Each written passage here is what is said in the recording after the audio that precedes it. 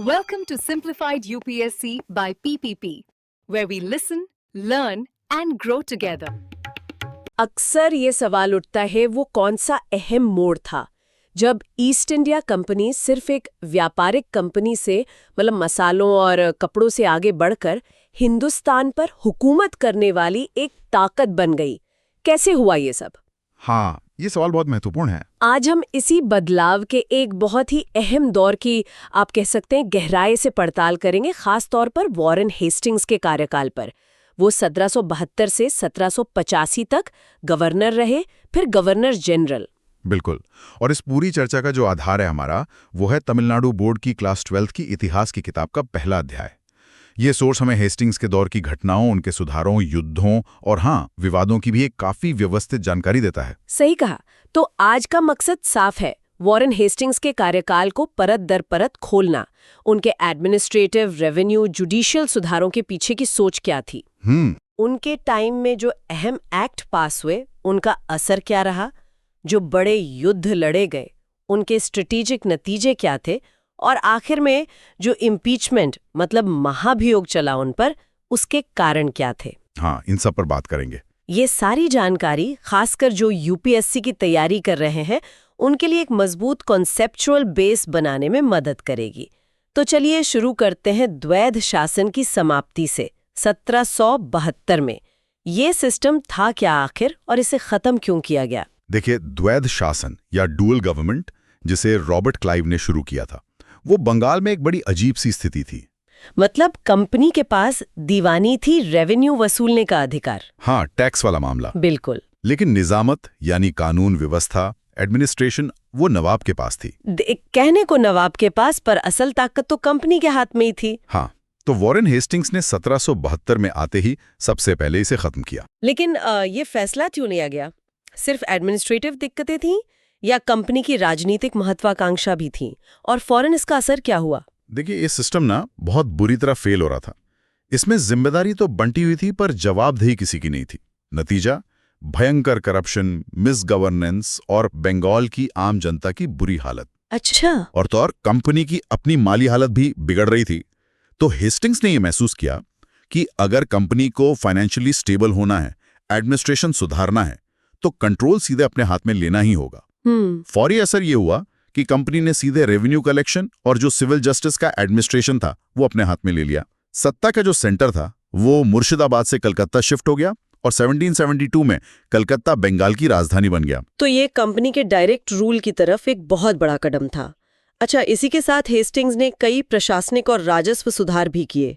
इनका मेन मकसद क्या था, खासकर तब जब कंपनी खुद फाइनेंशियल क्राइसिस में थी? हाँ, बिल्कुल। प्राथमिक उद्देश्य तो जाहिर है कंपनी की फाइनेंशियल कंडीशन सुधारना और रेवेन्यू एडमिनिस्ट्रेशन को स्ट्रीमलाइन करना था। इसके लिए कई कदम उठाए गए। पहला, रेवेन्यू मैटर्स के लिए कलकत्ता में एक बोर्ड ऑफ रेवेन्यू बनाया गया। बोर्ड ऑफ रेवेन्यू, ठीक है। फिर रेवेन्यू कलेक्शन की निगरानी के लिए जिलों में अंग्रेज कलेक्टर अपॉइंट किए गए। खजाना, जैसा मैंने कहा, मुर्शिदाबाद से कलकत्ता लाया गया, और अकाउंट्स के लिए एक अकाउंटेंट जनरल भी अपॉइंट किया गया। और वो एक 5 वर्षीय बंदोबस्त की बात भी आती है, जिसमें जमीन 5 साल के लिए नीलामी पर दी गई। ये क्यों लाया गया था? और किताब कहती है कि ये फेल हो गया, ऐसा क्यों? हाँ, वो 5 ईयर सेटलमेंट, उसका मकसद था कि रेवेन्यू की असल कीमत पता चले। तो 1772 में जमीन को 5 साल के लिए सबसे ऊंची बोली लगाने वाले को लीज पर देने का सिस्टम शुरू किया। इसमें जमींदारों को प्रेफरेंस दी गई। लेकिन फेल क्यों हुआ? जमींदार या ठेकेदार टाइम पर पैसा चुका ही नहीं पा रहे। रेवेन्यू बकाया बढ़ता गया और सारा बोझ आखिर में किसानों पर ही पड़ा। समझ आता है। हालांकि कुछ अच्छी चीजें भी थीं, जैसे किसानों पर जो मनमाने टैक्स और फाइन लगते थे वो खत्म किए गए। लगान बढ़ाने पर भी कुछ रोक लगाई गई थी। दिलचस्प है कि रेवेन्यू बढ़ाने की कोशिश उस तरह कामयाब नहीं हुई। कंपनी ने खर्च घटाने के लिए भी तो कुछ कदम उठाए थे, जैसे नवाब और मुगल बादशाह के भत्ते कम करना। हाँ, वो भी था। ये भी कंपनी की फाइनेंशियल हालत सुधारने और अपनी बढ़ती पॉलिटिकल ताकत दिखाने का एक तरीका था। बंगाल के नवाब का भत्ता, जो पहले करीब 32 लाख रुपए सालाना था, उसे घटाकर आधा कर दिया, यानी 16 लाख। आधा कर दिया जी। और इससे भी बड़ा कदम था, मुगल बादशाह शाह आलम द्वितीय को जो 26 लाख रुपए सालाना दिया जाता था, वो पेमेंट पूरी तरह बंद कर देना। पूरी तरह बंद? हाँ, बिल्कुल।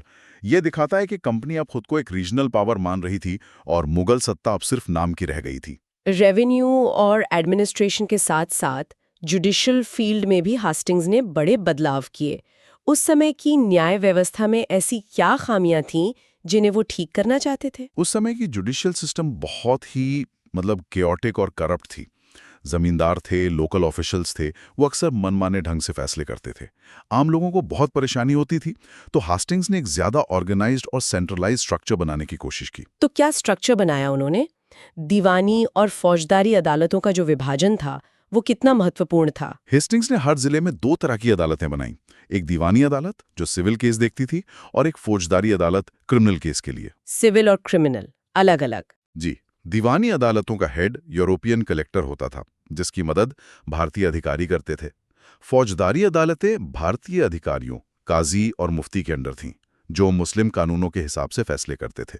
लेकिन इन पर भी कलेक्टर की निगरानी रहती थी। ये बंटवारा, मतलब सिविल और क्रिमिनल का, केस को क्लियरली बांटने और प्रोसीडिंग्स को ऑर्गेनाइज करने के लिए काफी अहम था। और अगर कोई डिस्ट्रिक्ट कोर्ट के फैसले से खुश ना हो तो अपील के लिए क्या सिस्टम था? अपील के लिए कलकत्ता में 2 टॉप कोर्ट्स बनाई गई। एक सदर दीवानी अदालत, जो सिविल मामलों में अपील की सबसे बड़ी अदालत थी। सदर दीवानी अदालत। हाँ, और दूसरी सदर निजामत अदालत, जो क्रिमिनल मामलों में अपील की सबसे बड़ी अदालत थी। सदर दीवानी अदालत की अध्यक्षता गवर्नर जनरल और उनकी काउंसिल के 2 सदस्य करते थे। अच्छा। और सदर निजामत अदालत का हेड एक भारतीय जज होता था, जिसे दरोगा-ए अदालत कहते थे, और नवाब अपॉइंट करते थे, लेकिन निगरानी गवर्नर जनरल इन काउंसिल की ही रहती थी। तो इन सुधारों ने एक तरह से भारत में मॉडर्न जुडिशियल सिस्टम की नींव रखी, हालांकि उसमें यूरोपियन कंट्रोल साफ दिखता था। इसी सुधारों और उथल-पुथल के दौर में 1773 का रेगुलेटिंग एक्ट भी आया। ये एक्ट क्यों लाया गया था? अचानक ब्रिटिश पार्लियामेंट को कंपनी के मामलों में दखल देने की जरूरत क्यों महसूस हुई? हाँ, 1773 का रेगुलेटिंग एक्ट। इसके पीछे कई बड़े कारण थे। पहला, कंपनी बहुत बुरे फाइनेंशियल क्राइसिस में थी और उसने ब्रिटिश सरकार से 1 मिलियन पाउंड का भारी भरकम कर्जा मांगा था। 1 मिलियन पाउंड? जी। दूसरा, कंपनी के जो अधिकारी थे, उनके करप्शन, उनके प्राइवेट ट्रेड से बेहिसाब दौलत बनाने और बंगाल में जो डुअल गवर्नमेंट के कारण बुरा हाल हुआ था, उसकी खबरें इंग्लैंड पहुंच रही थीं। अच्छा, तो खबरें पहुंच रही थीं। हाँ, और तीसरा, कंपनी अब सिर्फ एक ट्रेडिंग बॉडी नहीं रही थी, वो भारत में एक बड़ी रीजनल पावर बन चुकी थी। तो ब्रिटिश सरकार को लगा कि भाई अब इसके मामलों को रेगुलेट करना नेशनल इंटरेस्ट में जरूरी है। तो ये एक्ट कंपनी पर लगाम कसने की पहली कोशिश थी। हाँ।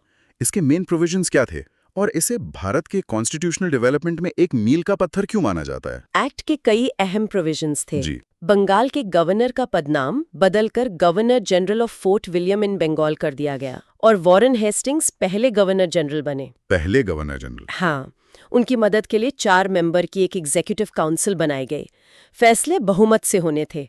मद्रास और बॉम्बे प्रेसिडेंसी को कुछ मामलों में, जैसे वॉर और पीस, बंगाल के गवर्नर जनरल के अधीन कर दिया गया। अच्छा, सेंट्रलाइजेशन की तरफ एक कदम। बिल्कुल। कलकत्ता में एक सुप्रीम कोर्ट बनाने का भी प्रोविजन था, जो 1774 में बना। इसमें एक chief justice sir Elijah Impey पहले चीफ जस्टिस थे और 3 और जज थे। और एक बहुत जरूरी बात, एक्ट ने कंपनी के सभी कर्मचारियों, गवर्नर जनरल, काउंसिल मेंबर, जज, सबको किसी भी तरह का गिफ्ट, डोनेशन या इनाम लेने से सख्त मना कर दिया। प्राइवेट ट्रेड पर भी रोक लगा दी। लेकिन क्या ये एक्ट पूरी तरह कामयाब रहा? किताब इसके फायदे और नुकसान दोनों बताती है। मुख्य कमियां क्या थीं? देखिए, सबसे बड़ा फायदा तो ये था कि इसने पहली बार ब्रिटिश पार्लियामेंट को भारत में कंपनी के रूल को कंट्रोल करने का अधिकार दिया। एक तरह से रिटन कॉन्स्टिट्यूशन की शुरुआत हुई। लेकिन हाँ, कमियां भी गंभीर थीं। जैसे? सबसे बड़ी कमी ये थी कि गवर्नर जनरल को अपनी काउंसिल पर कोई वीटो पावर नहीं थी और काउंसिल के मेंबर, खासकर फिलिप फ्रांसिस जैसे लोग, अक्सर उनका विरोध करते थे। इससे एडमिनिस्ट्रेशन चलाना बहुत मुश्किल हो जाता था। मतलब इंटरनल पॉलिटिक्स? हाँ, कह सकते हैं। दूसरी बड़ी प्रॉब्लम थी सुप्रीम कोर्ट और गवर्नर जनरल इन काउंसिल के बीच पावर्स और जुरिस्डिक्शन का क्लियर बंटवारा ना होना। दोनों में अक्सर टकराव होता रहता था, जैसे नंद कुमार के केस में हमने देखा। हाँ, वो मामला तो बहुत विवादित था। बिल्कुल। और ये भी क्लियर नहीं था कि सुप्रीम कोर्ट किस पर लागू होता है, सिर्फ कंपनी के कर्मचारियों पर या भारत के सभी निवासियों पर। इन्हीं सब कमियों को दूर करने के लिए फिर बाद में पिट्स इंडिया एक्ट लाया गया। ठीक है। सुधारों और एक्ट्स के अलावा हेस्टिंग्स का कार्यकाल विस्तारवादी युद्धों के लिए भी जाना जाता है। ये जो रोहेला युद्ध हुआ 1774 में, इसमें कंपनी के शामिल होने की इतनी आलोचना क्यों होती है? रोहेला वॉर 1774। रोहेलखंड एक छोटा लेकिन काफी प्रॉस्परस स्टेट था, अवध और मराठों के बीच में। वहां के शासक थे हाफिज रहमत खान। उन्हें मराठा हमले का डर था, तो उन्होंने 1772 में अवध के नवाब शुजाउद्दौला से एक डिफेंसिव ट्रीटी की। अच्छा, एक संधि की। हाँ, संधि ये थी कि अगर मराठे हमला करते हैं तो नवाब मदद करेंगे, बदले में रोहिले नवाब को 40 लाख रुपए देंगे। अब हुआ ये कि मराठे बिना लड़े ही पीछे हट गए, लेकिन नवाब ने पैसे मांगे। अच्छा, बिना लड़े ही पैसे मांगे? जी, रहमत खान ने देने से इनकार कर दिया। बस इसी बात पर नवाब ने अंग्रेजों से मदद मांगी। हेस्टिंग्स ने पैसे के बदले 40 लाख रुपए और युद्ध का खर्च नवाब को ब्रिटिश फौज की एक टुकड़ी दे दी। मतलब कंपनी ने अपनी सेना किराए पर दे दी? एक तरह से हाँ। ब्रिटिश और अवध की सेना ने मिलकर 1774 में रोहिलखंड पर हमला किया। हाफिज रहमत खान लड़ाई में मारे गए और रोहिलखंड को अवध में मिला लिया गया। इसकी आलोचना इसलिए हुई क्योंकि ये पूरी तरह से पैसे के लिए एक पड़ोसी राज्य को खत्म करने में मिलिट्री इंटरवेंशन था। इसका कंपनी के अपने इंटरेस्ट से कोई डायरेक्ट लेना देना नहीं था। इसे मॉरली बहुत गलत माना गया। ये तो वाकई नैतिक रूप से गलत लगता है। इसके ठीक बाद ही पहला एंग्लो मराठा वॉर 1775 से 82 शुरू हो गया। ये काफी लंबा चला। इसका क्या कारण था और ये खत्म कैसे हुआ? पहला एंग्लो मराठा वॉर, इसकी जड़ें मराठा सरदारों के आपसी झगड़ों में थी। पेशवा पद के लिए रघुनाथ राव का दावा था, तो रघुनाथ राव ने अंग्रेजों से मदद मांगी और 1775 में ट्रीटी ऑफ सूरत कर ली। सूरत की संधि। हाँ, इसमें उन्होंने सालसेट और बेसन के द्वीप अंग्रेजों को देने का वादा किया। अंग्रेजों ने उनका साथ दिया, लेकिन बाकी मराठा सरदार नाना फडणवीस के नेतृत्व में इसके खिलाफ थे। युद्ध कई साल चला। अंग्रेजों को शुरुआत में कुछ झटके भी लगे। आखिर में 1782 में ट्रीटी ऑफ सालबाई के साथ ही युद्ध खत्म हुआ। सालबाई की संधि 1782, इसकी मुख्य शर्तें क्या थीं और इसका महत्व क्या था? ट्रीटी ऑफ सालबाई की मुख्य शर्तें थीं, पहला, अंग्रेजों ने रघुनाथ राव का साथ छोड़ दिया और माधव राव दूसरे को पेशवा मान लिया। दूसरा, कंपनी को सालसेट और बेसिन अपने पास रखने की इजाजत मिल गई। अच्छा, वो द्वीप मिल गए। हाँ। तीसरा, मराठों ने वादा किया कि वो फ्रांसीसियों या किसी और यूरोपियन पावर को अंग्रेजों के अलावा अपने इलाके में सेटलमेंट बनाने की इजाजत नहीं देंगे। इसका महत्व ये है कि इसने अंग्रेजों और मराठों के बीच अगले 20 साल तक शांति बनाए रखी। 20 साल की शांति? जी, इससे अंग्रेजों को मैसूर और दूसरी ताकतों से निपटने का मौका मिल गया और इससे भारत में ब्रिटिश प्रभाव और बढ़ा। और उसी दौरान दक्षिण में दूसरा एंग्लो मैसूर वॉर 1780 से 84 भी चल रहा था। उसके क्या कारण और परिणाम रहे? दूसरा एंग्लो मैसूर वॉर, इसका मुख्य कारण था अंग्रेजों का माहे पर कब्जा करना। माहे भी एक फ्रांसीसी बस्ती थी, लेकिन हैदर अली के प्रोटेक्शन में थी। हाँ। हैदर अली ने इसे अपनी सॉवरेनिटी का वायलेशन माना। उन्होंने मराठों और हैदराबाद के निजाम के साथ मिलकर अंग्रेजों के खिलाफ एक ट्रिपल अलायंस मतलब त्रिगुट बनाया। युद्ध के दौरान हैदर अली ने अंग्रेजों को कई बार हराया भी, लेकिन 1782 में कैंसर से उनकी डेथ हो गई। ओह, युद्ध के बीच में ही? हाँ। उनके बेटे टीपू सुल्तान ने युद्ध जारी रखा। आखिर में 1784 में दोनों पक्षों ने ट्रीटी ऑफ मैंगलोर साइन की। मैंगलोर की संधि, इसकी क्या खासियत थी? इसकी मुख्य शर्त ये थी कि दोनों साइड्स एक दूसरे के जीते हुए इलाके और कैदी वापस लौटा देंगे। मतलब स्टेटस को बहाल हो गया। ये संधि किसी भी पक्ष के लिए कोई निर्णायक जीत नहीं लाई, लेकिन हाँ, इसने टीपू सुल्तान को अंग्रेजों के एक कट्टर दुश्मन के रूप में जरूर स्थापित कर दिया। ठीक है, अब वापस लंदन चलते हैं। 1784 में पिट्स इंडिया एक्ट लाया गया। इसका मुख्य उद्देश्य रेगुलेटिंग एक्ट की कमियों को दूर करना था, है ना? कैसे किया इसने ये? हाँ बिल्कुल, रेगुलेटिंग एक्ट की कमियां, खासकर गवर्नर जनरल और उसकी काउंसिल का झगड़ा और सुप्रीम कोर्ट के साथ ज्यूरिसडिक्शन वाला टकराव, वो सब साफ हो चुकी थी। तो पिट्स इंडिया एक्ट, जो उस समय के British PM William Pitt the younger के नाम पर था, उसने इन प्रॉब्लम्स को सॉल्व करने की कोशिश की और इसने कंपनी के एडमिनिस्ट्रेशन पर ब्रिटिश सरकार का कंट्रोल काफी मजबूत कर दिया। इस एक्ट की सबसे महत्वपूर्ण विशेषताएं क्या थी? ये बोर्ड ऑफ कंट्रोल क्या था? सबसे अहम फीचर था इंग्लैंड में 6 मेंबर वाले बोर्ड ऑफ कंट्रोल का गठन। इस बोर्ड को भारत में कंपनी के सभी सिविल, मिलिट्री और रेवेन्यू मामलों पर पूरा कंट्रोल और सुपरविजन का अधिकार दिया गया। मतलब अब डायरेक्ट गवर्नमेंट कंट्रोल? हाँ, कह सकते हैं। कंपनी के पॉलिटिकल और एडमिनिस्ट्रेटिव मामलों पर अब सीधे ब्रिटिश सरकार का कंट्रोल हो गया। जबकि जो कमर्शियल मामले थे वो कंपनी के कोर्ट ऑफ डायरेक्टर्स के पास ही रहे। एक और बड़ा बदलाव था गवर्नर जनरल की एग्जीक्यूटिव काउंसिल के मेंबर 4 से घटाकर 3 करना। अच्छा, संख्या कम कर दी। जी, इससे गवर्नर जनरल के लिए काउंसिल में मेजॉरिटी हासिल करना आसान हो गया, उसकी पोजीशन स्ट्रांग हुई। मद्रास और बॉम्बे प्रेसिडेंसी को और ज्यादा क्लियरली बंगाल के गवर्नर जनरल के अधीन कर दिया गया। ये एक्ट असल में भारत में कंपनी के शासन पर dual control, board of control और कोर्ट ऑफ डायरेक्टर्स की शुरुआत थी और अगले कई दशकों तक ब्रिटिश एडमिनिस्ट्रेशन का आधार बना रहा। इतने सारे सुधारों और युद्धों के बावजूद जब वॉरेन हेस्टिंग्स 1785 में इंग्लैंड लौटे तो उन पर महाभियोग यानी इम्पीचमेंट चलाया गया। ये क्यों हुआ? क्या आरोप थे उन पर? हाँ, ये बड़ा आयरॉनिकल लगता है। हेस्टिंग्स पर कई सीरियस आरोप लगाए गए थे जो उनके भारत में किए गए कामों से जुड़े थे। इनमें सबसे फेमस थे, पहला, नंद कुमार का मामला। हाँ, वो न्यायिक हत्या वाला आरोप। बिल्कुल। नंद कुमार एक प्रभावशाली बंगाली जमींदार थे जिन्होंने हेस्टिंग्स पर करप्शन के आरोप लगाए थे। कुछ टाइम बाद हेस्टिंग्स के सपोर्ट से नंद कुमार पर जालसाजी का मुकदमा चला। कलकत्ता सुप्रीम कोर्ट के chief justice sir Elijah Impey, जो हेस्टिंग्स के दोस्त माने जाते थे, उन्होंने नंद कुमार को दोषी पाया और फांसी की सजा दे दी। क्रिटिक्स ने इसे जुडिशियल मर्डर कहा क्योंकि जालसाजी के लिए मौत की सजा उस वक्त भारत में कॉमन नहीं थी और सुप्रीम कोर्ट का जुरिस्डिक्शन भी सवालों में था। और दूसरे आरोप? दूसरा था बनारस के राजा चेत सिंह का मामला। हेस्टिंग्स ने राजा चेत सिंह से वॉर के नाम पर बहुत भारी और बढ़ती हुई रकम मांगी जो ट्रीटी की शर्तों के खिलाफ थी। जब चेत सिंह पूरी रकम देने में हिचकिचाए तो हेस्टिंग्स ने उन पर भारी फाइन लगाया, उन्हें अरेस्ट करने की कोशिश की और आखिर में उन्हें गद्दी से हटा दिया। इसे पावर का मिसयूज माना गया। और तीसरा था अवध की बेगमों का मामला। अवध के नवाब पर कंपनी का काफी पैसा बकाया था। हेस्टिंग्स ने नवाब को अपनी मां और दादी यानी अवध की बेगमों से पैसा वसूलने के लिए मजबूर किया। इसमें ब्रिटिश सैनिकों का भी इस्तेमाल हुआ। बेगमों का खजाना जब्त कर लिया गया। इसे क्रूरता और अन्याय माना गया। तो इन आरोपों के आधार पर एडमंड बर्ग जैसे लोगों ने ब्रिटिश पार्लियामेंट के हाउस ऑफ कॉमन्स में उन पर महाभियोग का प्रस्ताव रखा जो पास हो गया। फिर हाउस ऑफ लॉर्ड्स में मुकदमा चला। नतीजा क्या निकला? एडमंड बर्ग, फॉक्स, शेरिडन जैसे लीडर्स ने हेस्टिंग्स के खिलाफ जबरदस्त कैंपेन चलाया। इम्पीचमेंट ट्रायल 1788 में शुरू हुआ और 7 साल तक चला। बहुत फेमस ट्रायल था ये। 7 साल? जी, 7 साल।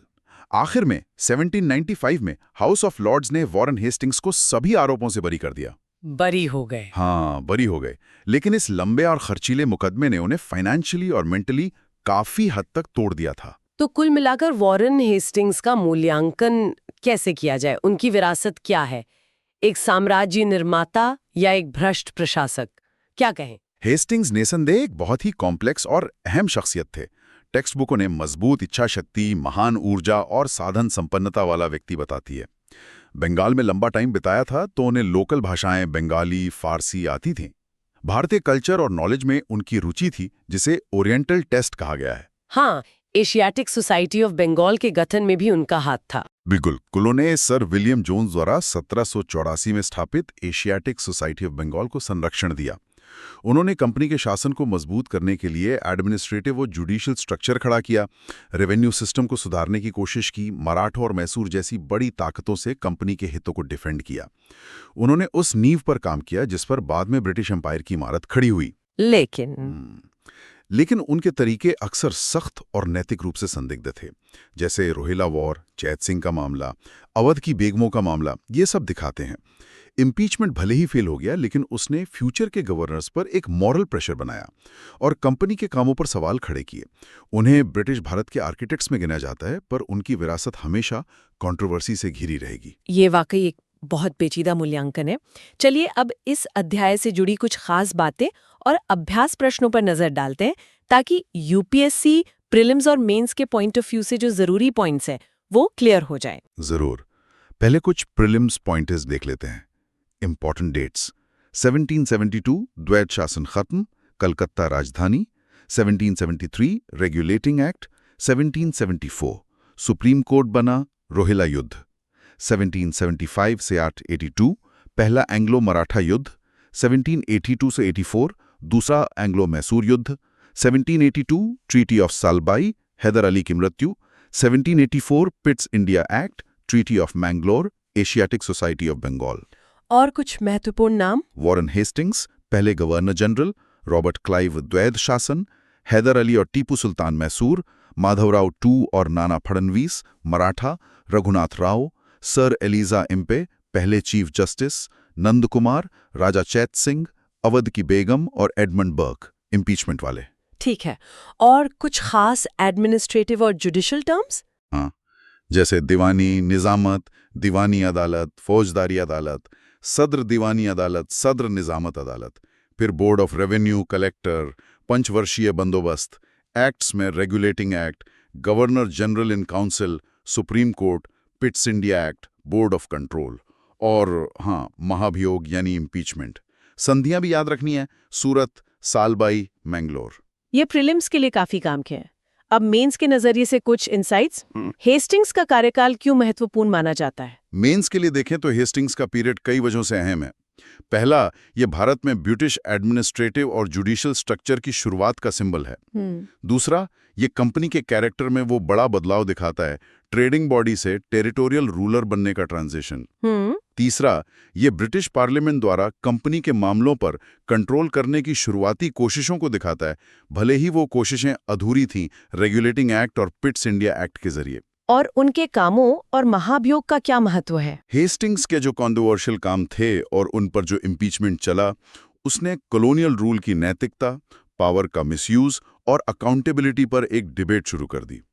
ये डिबेट आगे चलकर भारत में ब्रिटिश रूल के मूल्यांकन का एक अहम हिस्सा बनी। ये दिखाता है कि शुरुआती एम्पायर बिल्डिंग अक्सर नैतिक दुविधाओं और क्रूरता से भरी होती थी।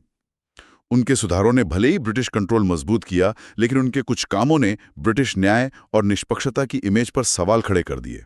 आखिर में एक सवाल छोड़ जाते हैं सोचने के लिए, जिसका सीधा जवाब शायद किताब में न मिले, लेकिन सोचने की दिशा जरूर मिलती है। क्या वॉरेन हेस्टिंग्स पर जो महाभियोग चलाया गया वो सिर्फ उनके राजनीतिक विरोधियों जैसे एडमंड बर्क का बदला, या कोई पॉलिटिकल स्टंट था जैसा कुछ हिस्टोरियंस मानते हैं, या फिर उनके कामों में वाकई ऐसी गंभीर नैतिक और प्रशासनिक कमियां थीं जिनकी जांच जरूरी थी और जो उस समय के ब्रिटिश समाज में भी चिंता का कारण बनी? इस पर गहराई से विचार किया जा सकता है। बिल्कुल। आज की इस विस्तृत चर्चा में शामिल होने के लिए धन्यवाद। उम्मीद है कि वॉरेन हेस्टिंग्स के कार्यकाल और उस दौर की जटिलताओं को समझने में ये चर्चा मददगार साबित हुई होगी। हाँ, उम्मीद है कि इस विश्लेषण से आपको वॉरेन हेस्टिंग्स के इस महत्वपूर्ण कालखंड की एक गहरी समझ मिली होगी। अगली बार फिर मिलेंगे एक और दिलचस्प विषय के साथ। Thanks for watching. Follow us on Telegram and Instagram. Don't forget to like, share, and subscribe.